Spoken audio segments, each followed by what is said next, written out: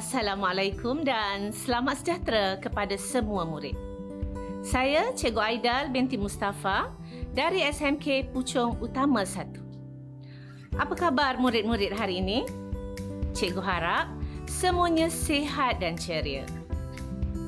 Pada hari ini, kita akan sama-sama mengkaji tentang peribahasa. Tahukah kamu apa itu peribahasa? Sebenarnya, peribahasa digunakan untuk menyampaikan sesuatu nasihat, teguran atau ingatan secara kiasan atau sindiran agar tidak menimbulkan rasa marah atau kecil hati kepada orang lain. Pernahkah kamu menggunakan peribahasa dalam perbualan seharian? Tidak pernah? Sekiranya kita menggunakan peribahasa dalam perbualan seharian, tentu sekali perbualan kita akan menjadi lebih menarik. Contohnya, sekiranya kita melihat rakan kita berwajah pucat, dalam bahasa biasa kita akan bertanya, "Kamu tidak sihat ke?" Tetapi, sekiranya kita menggunakan peribahasa, kita akan bertanya, "Mengapa kamu kelihatan seperti rembulan kesiangan?" Mengapa kita samakan dia dengan rembulan kesiangan? Hal ini kerana rembulan kesiangan tidak jelas di dada langit. Atau dengan kata lain, bulan itu kelihatan pucat sahaja. Sebab itulah kita menyamakan orang yang kelihatan pucat seperti rembulan kesiangan. Bukankah itu lebih menarik, murid-murid? Baiklah, murid-murid. Sebelum kita memulakan pelajaran pada hari ini, sila perhatikan gambar ini. Cikgu mahu kamu perhatikan dengan teliti dan nyatakan peribahasa yang boleh dikaitkan dengan gambar-gambar tersebut. Bagaimana, murid-murid? Adakah kamu dapat menyatakan peribahasa yang bersesuaian dengan gambar-gambar tadi? Mari kita lihat sekali lagi gambar yang pertama. Kalau melihat kepada imej yang terpapar ini, apa agaknya peribahasa yang sesuai? Ya, betul jawapan kamu itu. Gambar ini mewakili peribahasa, kalau takut di lambung ombak, jangan berumah di tepi pantai. Bolehkah kamu nyatakan maksud peribahasa, kalau takut di lambung ombak, jangan berumah di tepi pantai ini? Bagus, tepat sekali. Maksudnya, kalau kita takut menerima kesan buruk akibat perbuatan kita, maka janganlah melakukan perbuatan yang boleh memudaratkan kita. Seterusnya, kita lihat pula gambar yang kedua. Pada gambar ini, peribahasa yang sesuai ialah hati gajah sama dilapah, hati kuman sama dicecah. Maksudnya ialah pengagihan yang adil. Dan peribahasa bagi gambar yang terakhir ialah ke bukit sama didaki, ke lurah sama dituruni. Apakah maksud peribahasa tersebut? Maksudnya mengharungi kesenangan dan kesusahan bersama-sama. Baiklah, murid-murid. Setelah kamu faham serba sedikit tentang peribahasa, sekarang kita akan tengok apakah objektif pelajaran yang perlu kamu capai pada hari ini. Objektif yang pertama, memahami maksud peribahasa. Objektif yang kedua, menyatakan peribahasa lain yang sama maksud. Objektif ketiga, menyatakan peribahasa berdasarkan situasi. Dan objektif yang keempat, menyatakan peribahasa yang sesuai dengan ayat. Dalam mempelajari peribahasa ini, terdapat pelbagai jenis soalan yang perlu kita kaji dan pelajari. Antara jenis soalan yang biasa kita temukan apabila mempelajari peribahasa ialah yang pertama, membina ayat berdasarkan peribahasa. Yang kedua, menyatakan maksud peribahasa. Yang ketiga, menyatakan peribahasa berdasarkan maksud. Yang keempat, menyatakan peribahasa berdasarkan ayat. Yang kelima, menyatakan peribahasa berdasarkan situasi. Yang keenam, menyatakan peribahasa berdasarkan perbualan. Yang ketujuh, menyatakan peribahasa yang sama maksud atau hampir sama maksud. Dan yang ke-8 ialah melengkapkan tempat kosong dengan peribahasa yang sesuai. Baiklah murid-murid, untuk kelas hari ini, kita akan sama-sama mengkaji kesemua bentuk soalan ini. Kita akan mulakan pelajaran pada hari ini dengan mengkaji bentuk soalan yang pertama, iaitu membina ayat berdasarkan peribahasa. Ingat murid-murid, apabila kita menjawab bentuk soalan yang begini, kita hendaklah memastikan dalam binaan ayat kita itu perlu mengandungi peribahasa yang telah diberi.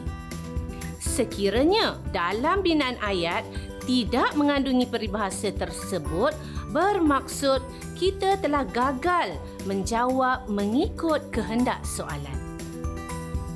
Mari kita lihat contoh agar kita dapat memahaminya dengan lebih jelas. Perhatikan contoh peribahasa ini. Cikgu beri kamu masa untuk membina ayat berdasarkan peribahasa tersebut.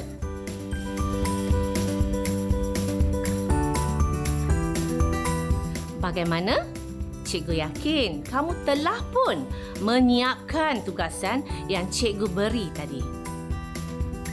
Mari kita lihat sama-sama jawapannya. Peribahasa yang pertama, lintah darat. Bermaksud, peniaga yang mengambil keuntungan terlalu tinggi. Contoh ayat, gara-gara aktiviti lintah darat, kehidupan penduduk di kampung itu masih dalam kemiskinan. Peribahasa kedua, bagai aur dengan tebing, yang bermaksud tolong-menolong antara satu sama lain. Kita lihat contoh ayat.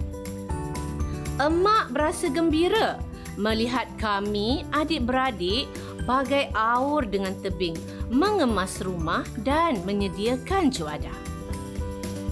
Peribahasa yang ketiga pula ialah hujan emas di negeri orang, hujan batu di negeri sendiri, lebih baik di negeri sendiri. Maksudnya, sebaik-baik tempat atau negara orang lain, tempat atau negara kita tetap lebih baik dan selesa. Kita lihat contoh ayat. Walaupun berasa selesa berada di kota London, namun Wani tetap juga kembali ke Malaysia kerana baginya hujan emas di negeri orang, hujan batu di negeri sendiri, lebih baik negeri sendiri. Baiklah, setelah kita berjaya membina ayat berdasarkan peribahasa, sekarang kita akan melihat pula bentuk soalan yang kedua, iaitu menyatakan maksud peribahasa. Sila perhatikan paparan peribahasa pada skrin. Cuba kamu nyatakan maksud peribahasa yang telah disediakan ini. Kali ini, kamu hanya perlu memberi maksud peribahasa sahaja tanpa perlu membina ayat. Mari kita sama-sama mengkaji peribahasa yang diberi. Peribahasa yang pertama ialah indah kabar dari rupa. Peribahasa ini menerangkan tentang perkabaran mengenai sesuatu perkara yang dilebih-lebihkan daripada keadaan sebenar. Contohnya, sesuatu tempat yang digambarkan indah, tenang dan bersih. Tetapi, apabila kita melihatnya sendiri, tempat itu kotor, suasananya juga tidak tenang. Keadaan seperti inilah yang kita katakan indah kabar dari rupa. Seterusnya, peribahasa yang kedua pula ialah kacang lupakan kulit. Cikgu yakin kamu selalu mendengar peribahasa ini, bukan? Peribahasa ini bermaksud orang yang melupakan jasa orang lain terhadapnya setelah dia mendapat kesenangan. Ingat murid-murid, jangan sekali-kali kamu menjadi seperti kacang lupakan kulit. Dan peribahasa yang terakhir ialah di mana bumi dipijak, di situ langit dijunjung. Maksudnya, kita hendaklah mengikut peraturan, undang-undang atau adat yang diamalkan di tempat kita berada. Hal ini bermakna apabila kita berkunjung ke sesuatu tempat, kita perlulah mengikut peraturan yang telah disediakan. Contoh yang paling mudah cikgu bawa pada hari ini ialah kalau kita berada di rumah, kita bebas berlegar-legar dalam rumah. Tetapi, apabila kita berada di sekolah, kita tidak boleh sesuka hati keluar kelas tanpa kebenaran guru. Inilah yang dikatakan di mana bumi dipijak, di situ langit dijunjung.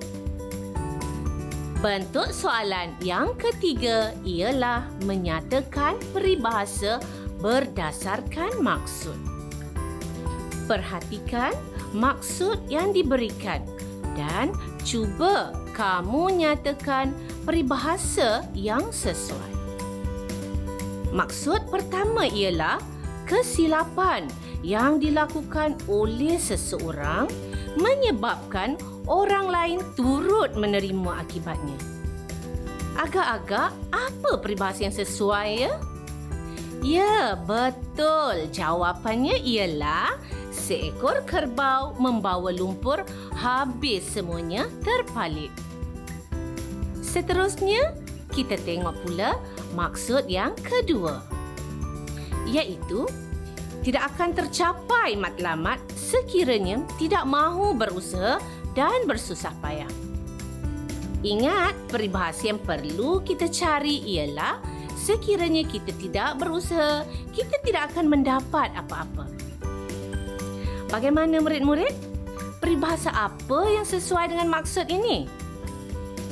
Ya, peribahasanya ialah kalau tidak dipecahkan ruyung, manakan dapat sagunya.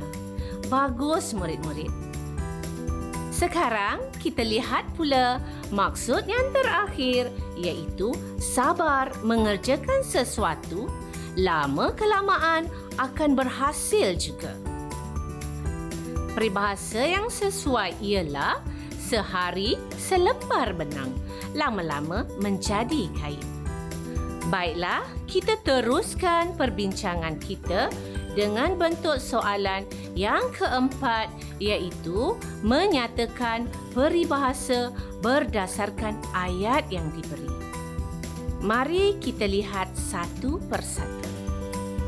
Ayat yang pertama, Ali hanya mengikut sahaja segala arahan yang diberikan oleh rakan sekelasnya tanpa bantahan. Agaknya, apa peribahasa yang sesuai untuk orang yang hanya mengikut sahaja arahan orang lain tanpa membantah, tidak mengira arahan itu baik atau sebaliknya?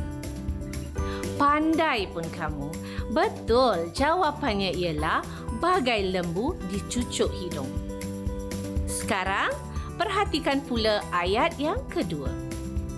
Rohana sangat gembira kerana cita-citanya untuk menjadi pramugari sudah pun tercapai setelah dia lulus dalam temuduga tempoh hari. Peribahasa yang sesuai dengan ayat ini ialah dayung sudah di tangan, perahu sudah di air. Pernahkah kamu dengar peribahasa ini? Peribahasa ini membawa maksud segala yang dikehendaki sudah diperolehi dan semuanya sudah siap sedia. Ayat yang terakhir berbunyi, Salim menjadi murid kesayangan guru-gurunya kerana dia mudah menerima ilmu yang diajar. Peribahasa yang sesuai untuk ayat ini ialah terang hati. Kita bergerak pula ke bentuk soalan yang seterusnya, iaitu bentuk soalan yang kelima. Bentuk soalan ini kita perlu menyatakan peribahasa berdasarkan situasi. Cuba kamu perhatikan situasi yang diberi. Mari kita baca bersama-sama. Ingat, kita perlu mencari 3 peribahasa berdasarkan situasi ini. Maria telah meminta Latifah menjaga bagnya sementara dia ke tandas.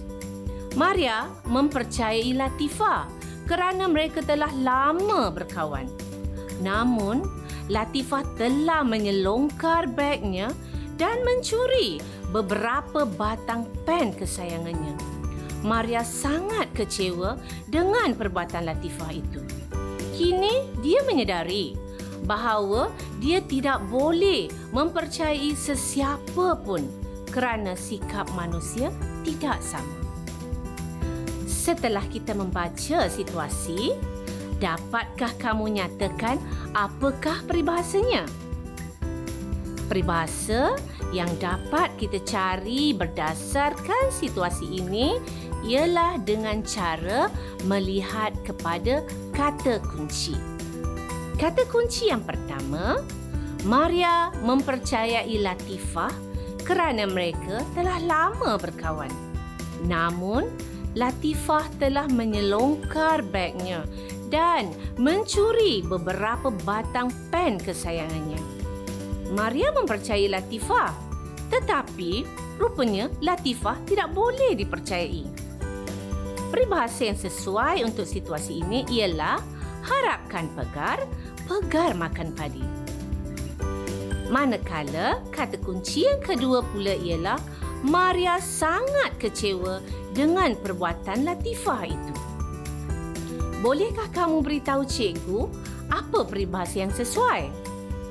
Ya, peribahasa yang sesuai untuk kata kunci ini ialah bagai kaca terhempas ke batu, iaitu menunjukkan perasaan kecewa yang amat sangat. Akhir sekali, kita tengok pula kata kunci yang ketiga, iaitu kini dia menyedari bahawa dia tidak boleh mempercayai sesiapa pun kerana sikap manusia tidak sama. Jadi, peribahasa yang sesuai ialah rambut sama hitam, hati lain-lain. Seterusnya, bentuk soalan yang keenam ialah menyatakan peribahasa berdasarkan perbualan. Cikgu beri masa dan kamu baca perbualan yang telah pun cikgu sediakan. Seperti tadi, kali ini kamu juga perlu mencari 3 peribahasa yang terdapat dalam perbualan tersebut.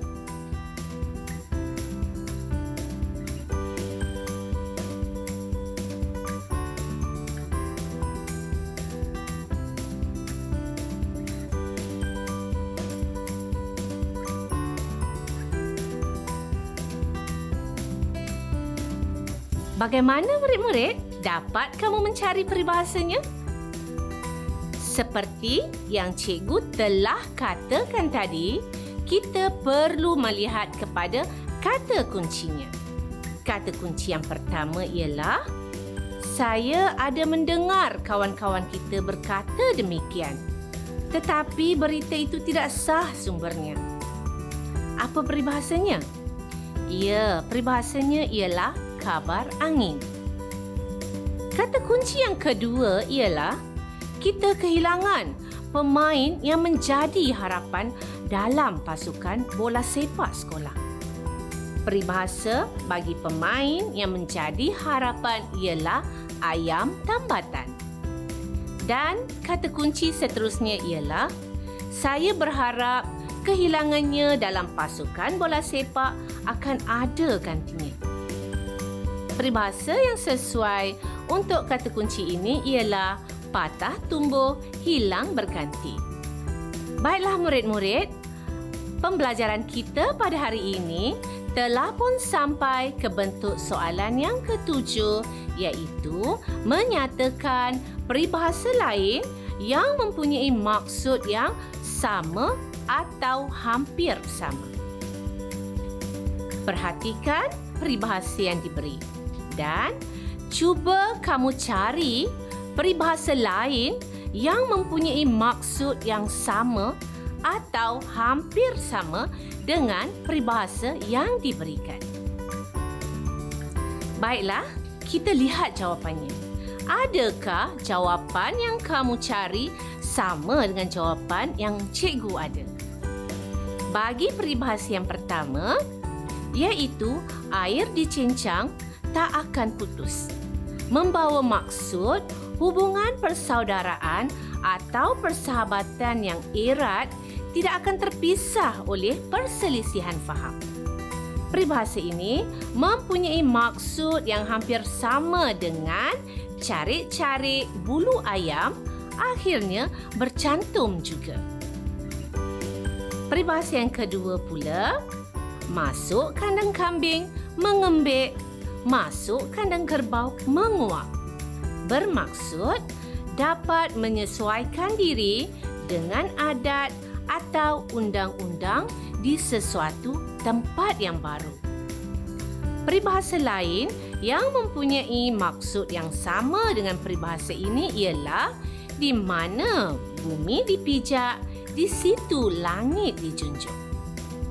Manakala peribahasa yang terakhir ialah bagai sirih pulang ke gagal, yang membawa maksud orang yang kembali ke tempat asalnya. Peribahasa lain yang sama maksud dengan peribahasa ini ialah setinggi-tinggi bangau terbang, akhirnya hinggap di belakang kerbau. Adakah jawapan kamu sama dengan jawapan cikgu? Kalau sama, bagus.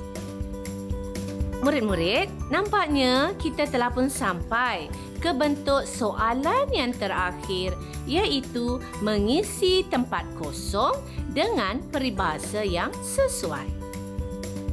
Untuk lebih memudahkan kamu memahaminya, cikgu telah sediakan beberapa soalan yang mana kamu perlu mengisi tempat kosong dengan peribahasa yang sesuai. Mari kita lihat bersama-sama.